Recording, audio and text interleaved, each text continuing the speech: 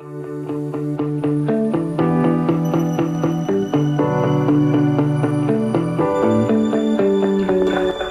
tennis fans, to another episode of Tennis Traverse, Exploring the Game, the podcast that delves into the heart of the tennis world. I'm your host, Ivy J. And in today's episode, I will be talking about the aftermath of the French Open as well as some tournaments that happens in the grass season. And before we begin, please follow all of my social medias, that is Instagram and Twitter, using @TennisTraverse, that is @TennisTraverse. Because clay season is over now, I'm not really active on Twitter, but once like a big tournament like the Wimbledon begins, I will be more active on there. And if you're listening on YouTube, comment, like, and subscribe. If you are listening on other streaming platforms, please rate my show. And I do want to mention that I have a newsletter, and if you want to subscribe to it, it's in my show notes down below. So feel free to just go to there and click and subscribe, whatever, do what you want to do. And yeah, let's get right into today's episode. So I want to talk about the aftermath first, and then I will move on to the tournaments. So I want to start with the women's side first. So I think a common theme for the women's side during the whole clay season is Iga Swiatek's dominant, like how she is basically dominant, and her just winning the French Open 3 times in a row, 4 times in total, just shows that while she's just at the highest level, and it's not really easy for anyone to beat her on clay. And I think that's really evident, especially through French Open, where she only dropped a set against Naomi Osaka, but apart from that, she's pretty much smooth sailing towards the end, especially during the final, which is like, if we're like counting draw wise, it's probably like her toughest match yet, just because while she's really tired and she has to play the final, which is the best player out of the whole other 64 players, but she still manages to win that match 6-1, 6-2. So I guess it just shows that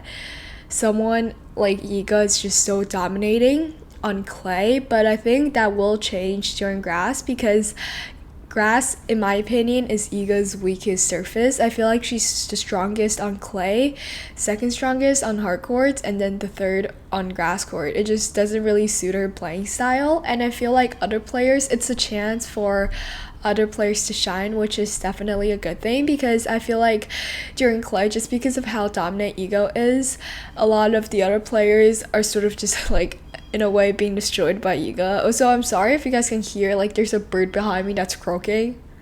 It's really annoying. Okay, yeah, can you guys hear that? Anyways, okay, that's that. And as I mentioned before, I think some players will be able to shine through, such as Elena Rybakina. So I believe she won Wimbledon in a year where, like, it doesn't count towards the point value. So, like, even though she won a Grand Slam, it really didn't benefit her ranking that much. And I still think that she is able to do it. I think she really deserves a Grand Slam. So is Ons Jabeur, who is another player that I think has a good chance of winning Wimbledon this year, even though I feel like her year hasn't been too great for sure. I feel like she's slowly like catching up, and I think by Wimbledon she'll maybe not be 100%, but be nearly there. And I think players like Aryna Sabalenka as well are all like top contenders, and I don't know if we're going to see. Okay, yeah, I'm really interested to see if Jasmine Paolini, who is the French Open finalist who lost to Iga Swiatek in the final, I'm really curious to see her performance on grass court, as well as, for example, Anna Kalinskaya, Marta Kostyuk, or maybe even just like Caroline Garcia. I'm really interested to see how they perform, because some of them really shine through this year, where the others, maybe they were really top performance on grass, however this year they just haven't been performing well. So I'm really curious to see where it will land us. But I think one thing is for sure, which is that I think Iga's dominating swing will end, and I think more people will win titles except for just her. And yeah, but I do want to make a point that the clay season doesn't really end, because we have the Olympics, and because the Olympics is played in Paris, so for the tennis, which is like the event, it's going to be played at French Open grounds at Roland Garros, like in the stadium. So even though we can say that we're moving on to grass season in the tennis tour, we still have to go back to it. Wait, what am I saying? Yeah, we're moving to grass season in the tennis tour. We're still having to go back to clay and see what will happen during Olympics, because I feel like the Olympics is a great way to prove yourself, just because the Olympics is really different from the tour because you're playing for your country and it's basically that you are representing your countries, which is sort of different from the tour, because even though you have the flag next to the country, like next to your name when you're playing on tour, you sort of don't really represent your country, even though you do, but it doesn't count towards anything. But during the Olympics, if you win a gold medal, it counts towards the whole gold medal count, which is something that is really important to a country, and it just shows how well they're doing. So yeah. And I think it's just really cool to win a gold medal, especially during tennis at the Olympics, and have the anthem played for you while standing on a podium. I think that's really cool, and I don't think you get that during Grand Slams. And the feeling of winning for your country, I think a lot of the players are going to cherish a lot. And now I want to talk about the aftermath for ATP. So ATP, I think the main thing I want to talk about is Carlos Alcaraz and Jannik Sinner.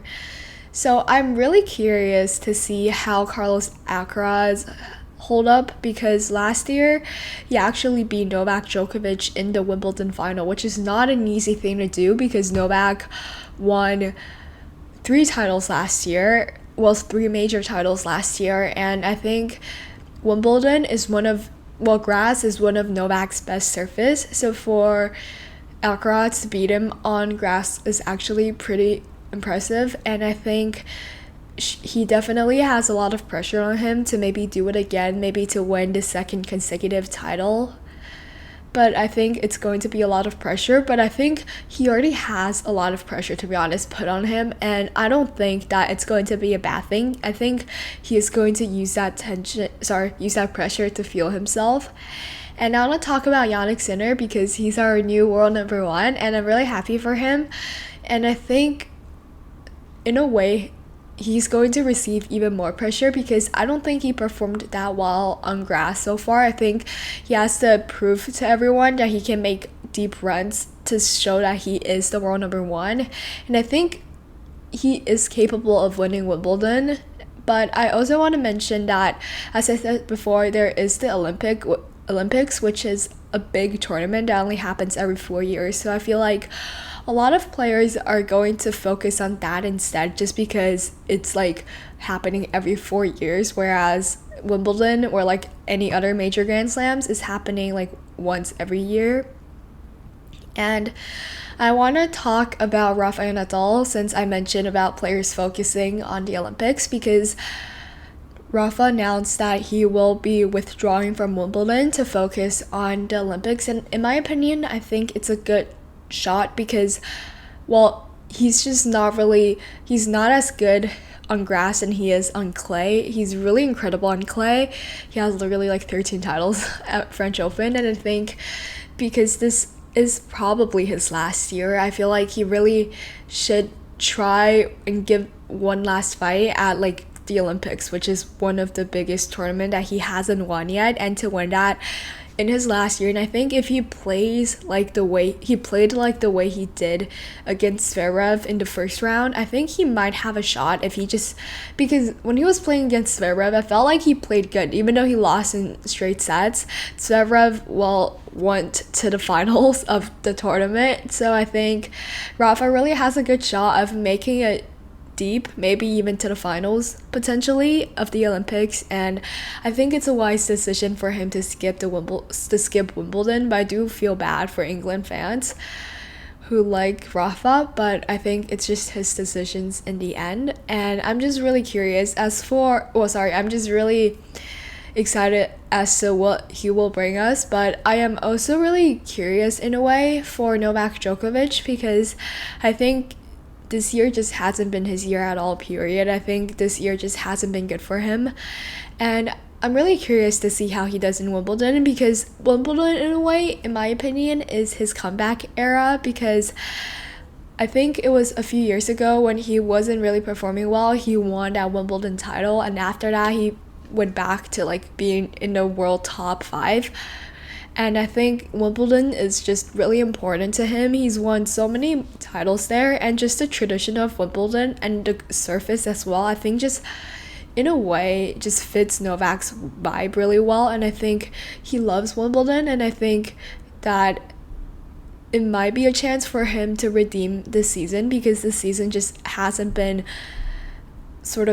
I feel like the season just didn't meet his expectation, and it's not going to meet his expectations if he doesn't make a really, really deep run. Maybe, I don't think it's going to meet his expectations if he doesn't make it to the finals, because I think he just sets really hard expectations on himself, but that's like expected because of how well he plays normally and just his high quality performance throughout the years. But I just think that Wimbledon is going to be a huge part into how his season turns out, especially after Wimbledon. We have Olympics and US Open, but I think winning Wimbledon is probably his best chance and his best shot, because, well, for the Olympics, I just think that, especially after losing, I don't know, I just think that he has a greater chance of winning Wimbledon just because of the tradition there and how many times he has won, and how I feel like grass is his best surface, maybe.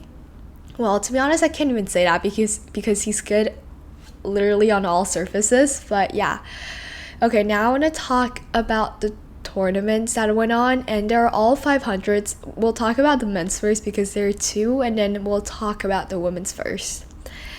So I want to talk about the Halle Open. I think that's how you pronounce it. Sorry if I butchered it, but it's a 500 tournament that's happening in Germany. It's called Halle. I think it's in Westfalen, Germany.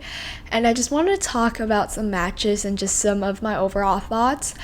So I want to talk about just some surprising losses. So Medvedev actually lost to Zhang Zhizhen in the round of 16th, I believe. And it was just completely surprising to me because I felt that Medvedev was a really good grass court player. I just thought that he really wasn't good on clay, but I think he is really consistent on grass and hard courts. So for him to lose to a player on grass, especially when this is, I believe, his first grass court tournament of the season, is kind of shocking. And the loss was actually really tight. They played a deciding tiebreak in the deciding set, and he lost 5-7, which is kind of surprising because I feel like Medvedev has a really strong mental game. I feel like he is able to close out a really close match, but this match apparently, I guess he just choked, but that's okay. I mean, yeah, it's fine. And then I want to talk about Chris Eubanks because he just haven't been performing well. He had a magical run in Wimbledon. I believe was it last year? Was it last year or last year? But he had an incredible run at Wimbledon. He made it to the semi or the quarterfinals where he lost to Medvedev, but it was amazing. And from that point on, I really don't think he performed that well. I think he really wasn't at his best level, but I think he made a really deep run this year, and I think grass is probably his best surface because he's playing really well. He beat actually Alexander Bublik in the round of 16, which is the number 7 seed.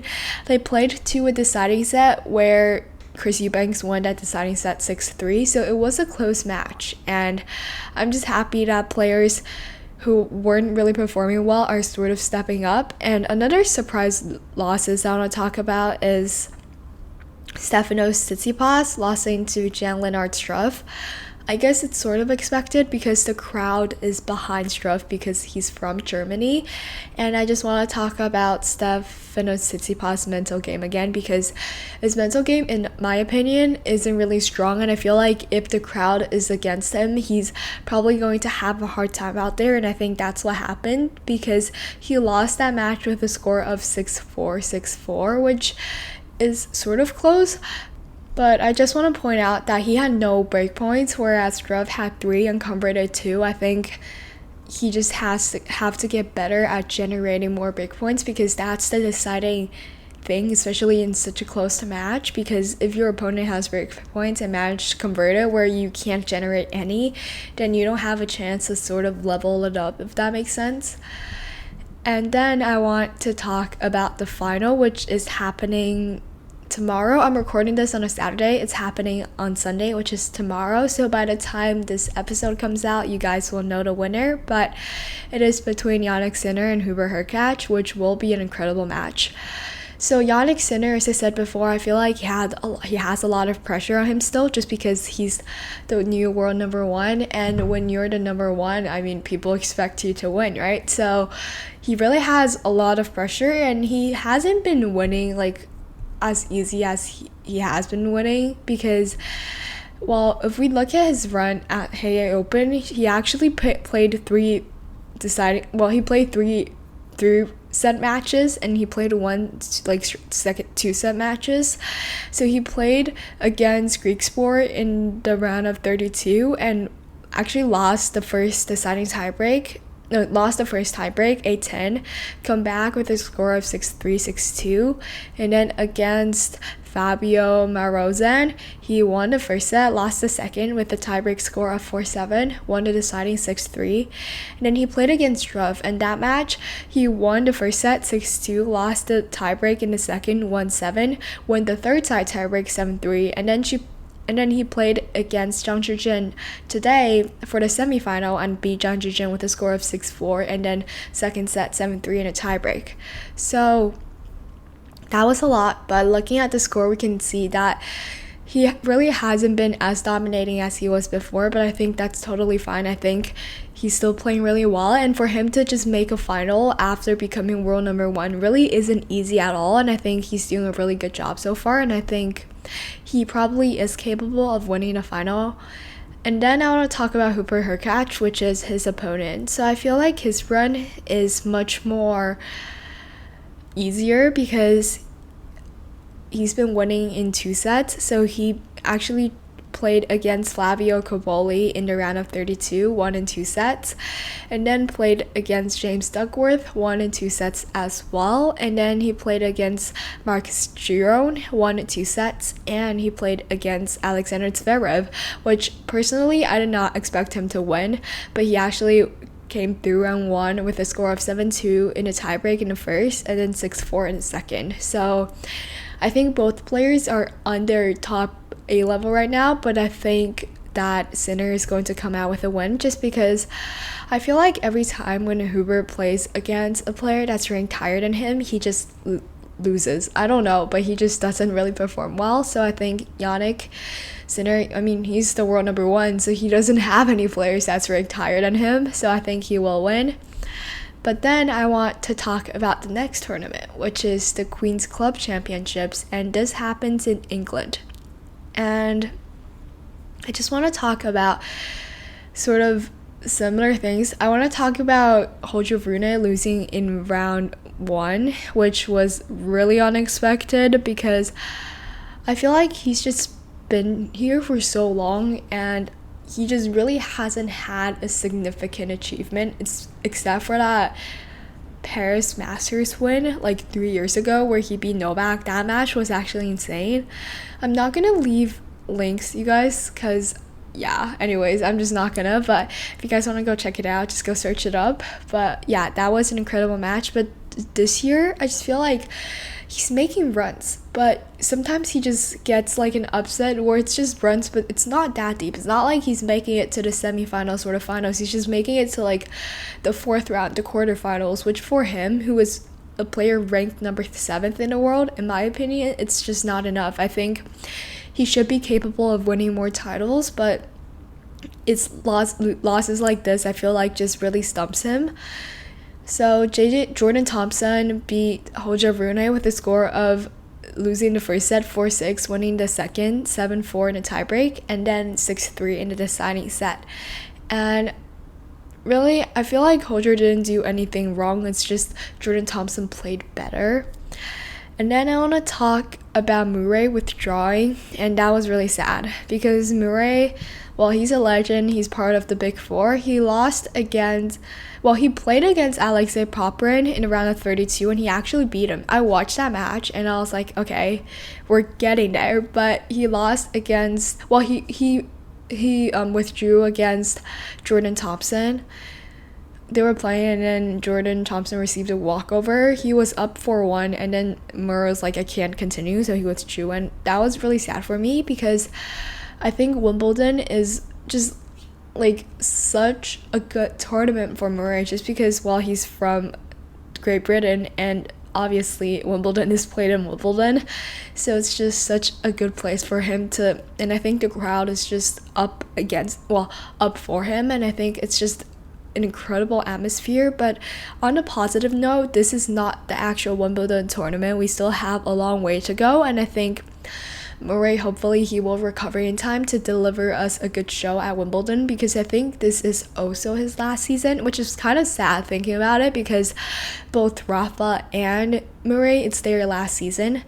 And Novak, we don't know what's going to happen with Novak, and Roger already retired, so it's just really sad.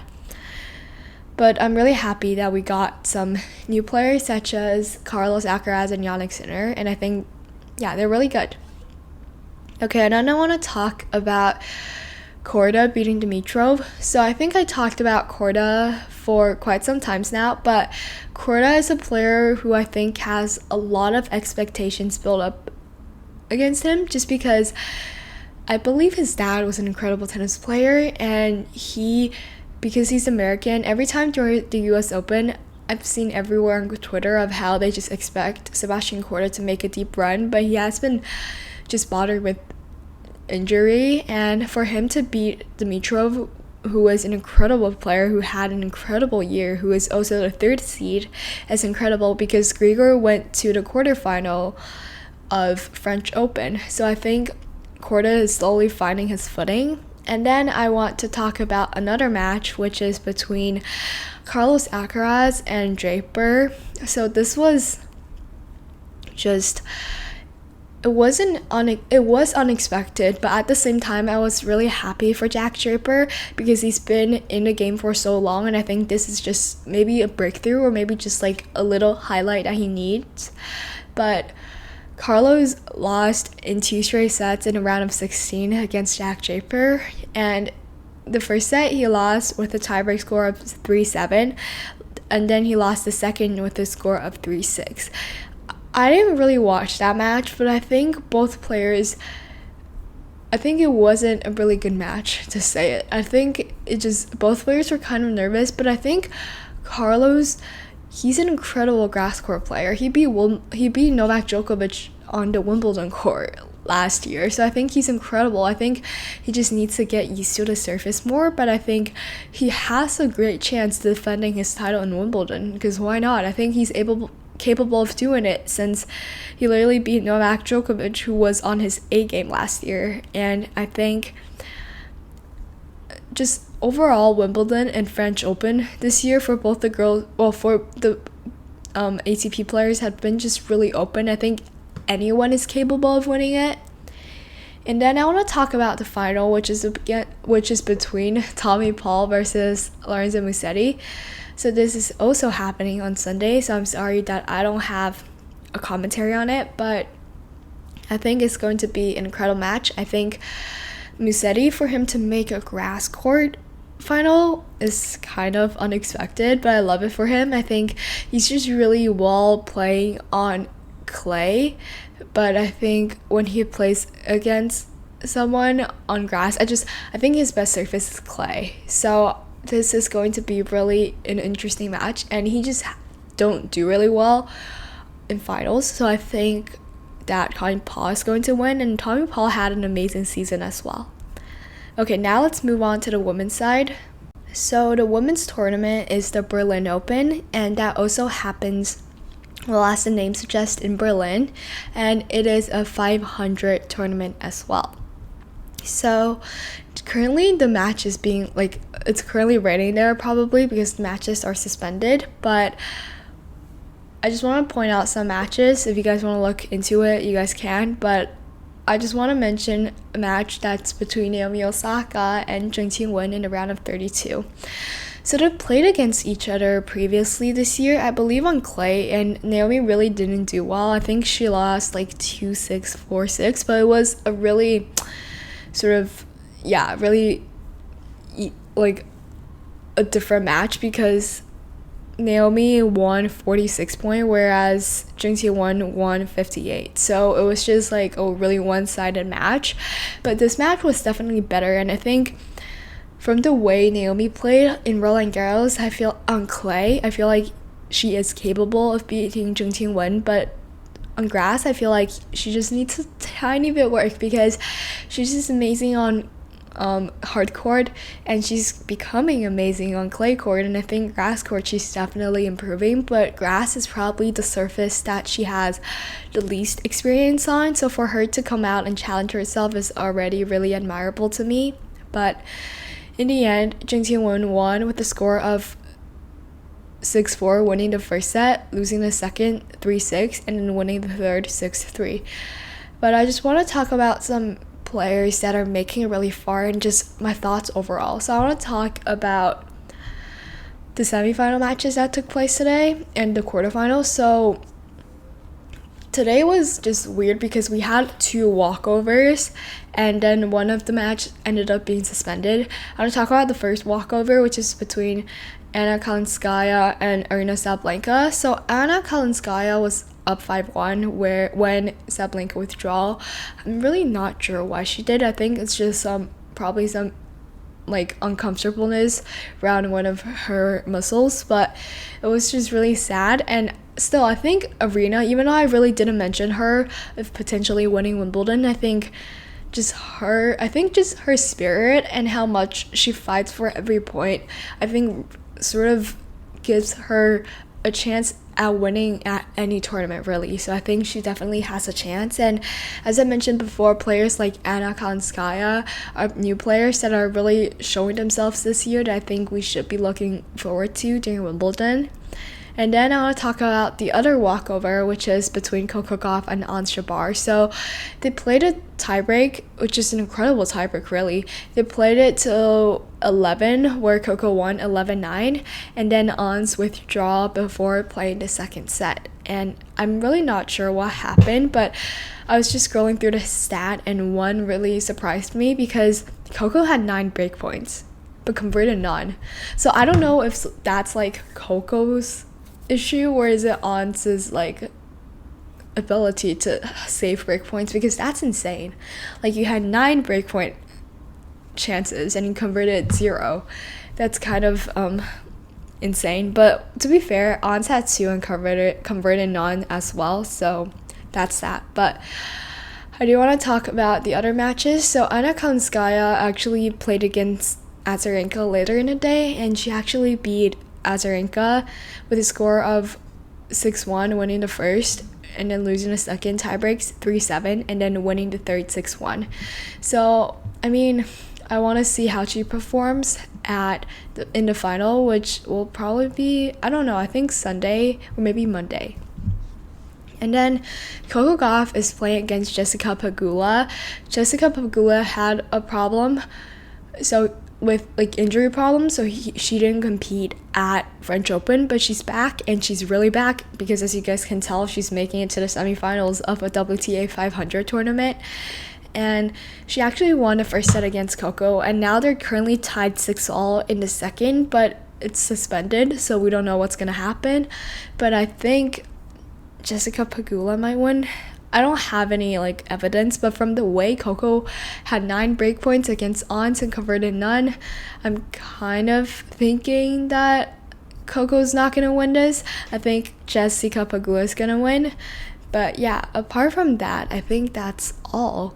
This was a really long episode, but if you guys can't tell, I'm feeling much better. Like, my voice is sounding much better, and I'm not sick anymore, which is a good thing.